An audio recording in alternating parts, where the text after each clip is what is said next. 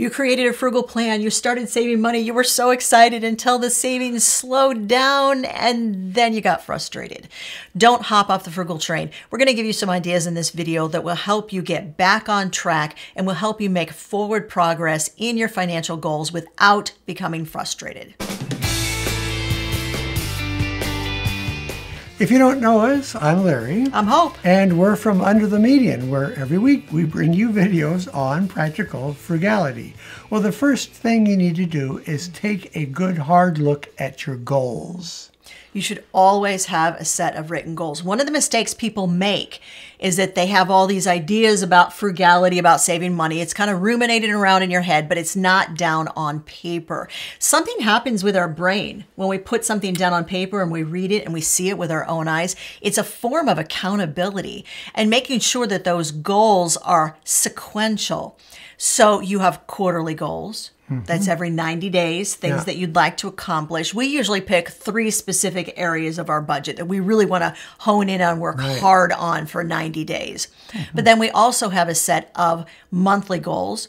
Those are all related back to those quarterly goals and the progress we're making on those quarterly goals. And we have weekly goals. We call them our big 3. Now, lest you think this sounds very, very time consuming, it takes us easily per month less than a half an hour total time to do all of this goal making. But the whole idea is to make sure that you're planning these goals kind of like stair steps. So they're all interconnected and they work off of each other. And that truly does help you continue making progress without getting frustrated. This is a little like planning for a vacation. You have to have a goal in mind. Where is your family headed? You have to have a destination. Without a destination, you don't have a plan of how to get there. And that's what goals give you. They give you a definite plan and a purpose for why you're saving your money. And we should, of course, mention that this goal list should be, my favorite word, guys, prioritized. So that means that your most important goals, the most urgent ones, always go at the top of that list. Now, if you're having trouble kind of tracking your progress on these goals and you need something visual to look at, grab our set of free goal trackers. There are trackers in there for things like saving for a replacement car, saving a down payment on a house, or even paying off credit card debt. I'm going to make sure there's a link to those free goal trackers. It'll be in the description of the video, guys. The next thing you need to do is schedule tasks and benchmarks. Take a look at your month. What is it going to look like to you? It's all good and well to plan the goals and to plan those action steps. But if you don't put a time limit on those action steps, you're going to be sitting here in 3 or 4 weeks from now with half of them done, maybe a quarter of them sort of done, and a quarter of them that you haven't even started on.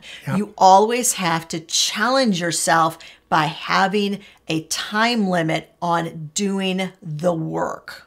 And you can break that down into weekly time limits, bi-weekly, monthly, or even go all the way back and go to daily time limits. This really helps you keep focused and accomplish those tasks.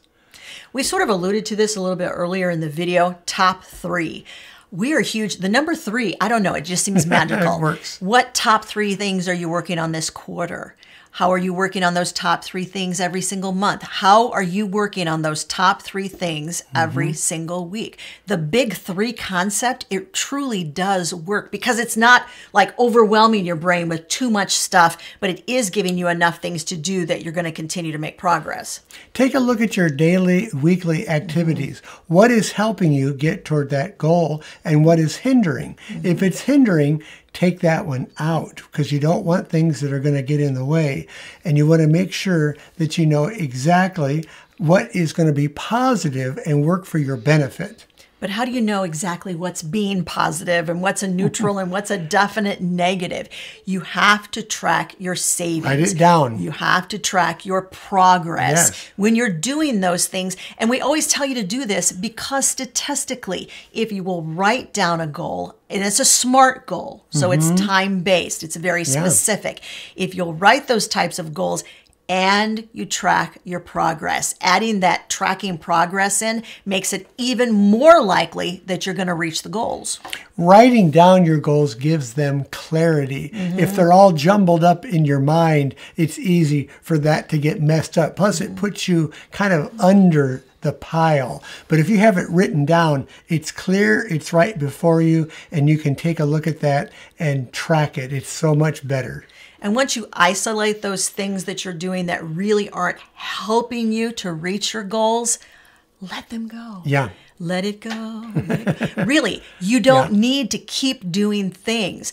You don't want to do things over and over again that are giving you a negative result and expecting if I just do it again, it's going to somehow give me a positive result. If you've done it a bunch of times and it hasn't been helpful, let it go or reimagine it. This is another thing that we have found to be super helpful.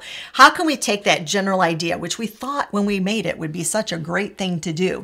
Maybe it wasn't the fact that the task was so bad that it's not helping you make progress. Maybe it's the way that you're doing it or the way that you're implementing it. Take a hard look at it and see if you can't sort of revamp it into something that will be helpful. You can't keep doing the same things you've been doing and expect different results. That just doesn't happen. So you'll have to implement some changes in order to get to where you want to be. Here's another tip that we really want to give you, and this has been helpful for us, and we both absolutely hate it, but we're going to give you the tip anyway.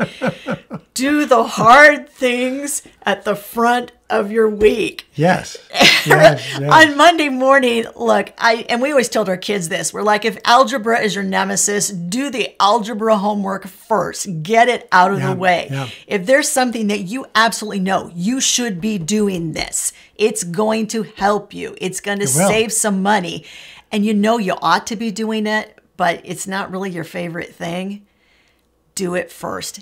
Get it off of your list, then move on to the things that are easier. By getting the hard things done first, you're taking a lot of excess pressure off the other things that maybe aren't so hard. And I think you'll actually get more pleasure out of them, and more pleasure because you've gotten the hard thing done first. This really does kind of segue very nicely into our point number 3, which is don't get sidetracked. We call this shiny object syndrome. It happens to us all the time. You're rolling along, you're doing your things, you're checking off your list, and all of a sudden something intrudes from the side and you're like, oh, wouldn't that be a super good idea? Look, you've already planned your week. And unless you're going to move something off of your list, which we already talked about, your big 3 are going to be the top 3 priorities for the week. Are you really willing to move something that's a top priority for something that may be a sidetrack that isn't necessarily as important? Look hard at that thing that is begging you to do it. Is this really going to be something that you want to do? Is it something you need to do? And can it wait? Having a separate list, like off to the side, just a place that says notes, where you can add in those things as they occur to you. Because they may not be bad ideas. It just may not be the right time to do them. Or you can't fit them into your week, which is already crowded with things that you know that you want to do that week. Just write it all down and you can refer back to it later. Let me give you an example of something I just came up with. When I'm going through a drawer or a box up in the attic, it's real easy for me. I'm trying to clean it out, right? It's easy for me to get into it and say, oh, here's a paper I wrote when I was in the 6th grade, and I'll start reading it. That's sidetracked, and that can happen with your budget. And so you want to stay on task and do the things that will accomplish what you need to accomplish. If those shiny objects are truly important to you, schedule them. Fighting burnout is another item that we have to do when we're saving money toward a task or a goal that we have in mind. One of the things that causes burnout is that you don't feel like you're making very good progress. Things have happened. You've had some little things come up in your budget that have taken some money away that maybe doesn't allow you to save at the rate that you had it planned. Don't let that discourage you, because we always have things that make some changes to what we're trying to do. One of the things that we would ask you is to look at your progress. What have you gotten accomplished? Yes, How yes. close have you gotten to the goal? Right. Because what happens is these discouragements come up and all of a sudden everything looks bad. It looks black. It just, nothing looks good. Yeah. So you need to look at it realistically because the way that we perceive things begins to get skewed It can. really, really quickly when we're discouraged. Yeah. Write down what has been going really, really well. And that will help to sort of reset your mind. So you're like, all right, this isn't all as bad as it looks. Right, Here's what's right. going well. Take those things that are doing well and figure out how can you amplify those things. If it's working, do more of that. One of the things that you can do to get on this stage is to take baby steps, take small steps toward that goal, because every small step adds up to a big step once you get there. So don't be afraid of saving a little bit of money here and a little bit there. It will help you.